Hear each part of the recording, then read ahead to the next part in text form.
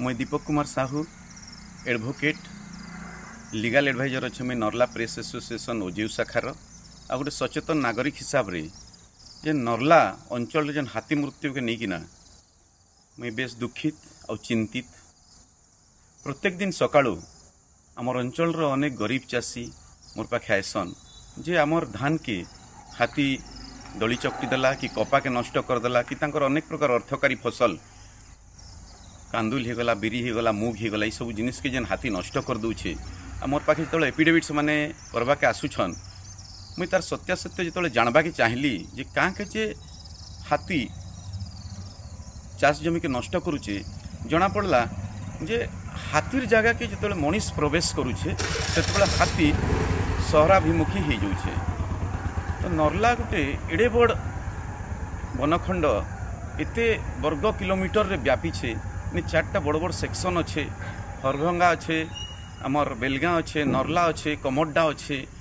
कंधमाल सीमांत नहीं रायगड़ा सीमांत पर्यंत नर्ला वनखंड व्यापी छे तथापि हाथी सहराभिमुखी हो जाऊे। तार मुख्य कारण आमे जानवा के पाइलु जे अनेक हजार हजार हेक्टर जमी जंगल जमी के लोक माने काटी दौछन। एवं मझीरे आम गोटे खबर आसाला सियालमाल रे 100 एकर 200 एकर जंगल जमी के काटिकिना से माने पदा कर दीछन। बड़ बड़ गछ दुर्लभ गछ माने सब काटी दिया जाइछे। रामपुर ब्लॉक रे भी गोटे के बाहर राज्य तेलुगु जने आसिकिना से भी हजार हजार एकर जमी से काटिकिना पदा कर दी सारलेना आउ सेन बहुत बहुमूल्य गछ मान के से बिक्री करदेले। इटार ऊपर प्रशासन रो नजर नैना। जंगल विभाग के कोटी कोटी टंका आसुछे ए फॉरेस्टेशन ना रे हजार हजार एकर जमी कटा जाउछे किंतु वनीकरण ना रे से माने स्कूल कॉलेज मान के जाइकिना आखि दृश्य किछि गछ लगेकिना गोटे प्रहसन करूछन वन विभाग माने। आज यदि जंगल भितर हाथी आसुचे तार लगी मुख्य दायी होछन डीएफओ रेंजर फॉरेस्टर समस्त इटा जेन बड़ बड़ ऑफिसर माने अच्छन से माने सब मुख्यतः दायी रहे इबार लगी।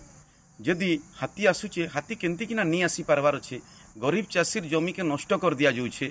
गरीब चाषी कारण तार जितकी जमी जितकी तार फसल नष्ट करा जाउछे से कारण सेतकी पैसा पाउछे कि सरकार ठानु से पैसा नहीं पाइबार। हाथी के होमियोपैथी सदृश ताके बहुत अल्प पैसा ताके दिया जाउछे जहा फल रे जेन से ऋण करिकिना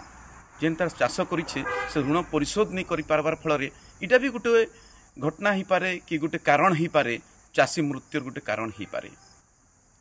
आउ जदि कोटी कोटी टंका आसुचे वन विभाग के हाथी सहरांचल के नहीं आसबार लगी ग्रामांचल के नहीं आसी तथापि काँ जे आसुचे तो इने जना पड़ुछे जे वन विभाग आंतरिकता एका नाई ना जे से लोकंकर धन जीवन प्रति तार दायित्वहीन तार मनोभाव पोषण करुछे। आउ जदि मुई गोटे सचेतन नागरिक हिसाब रे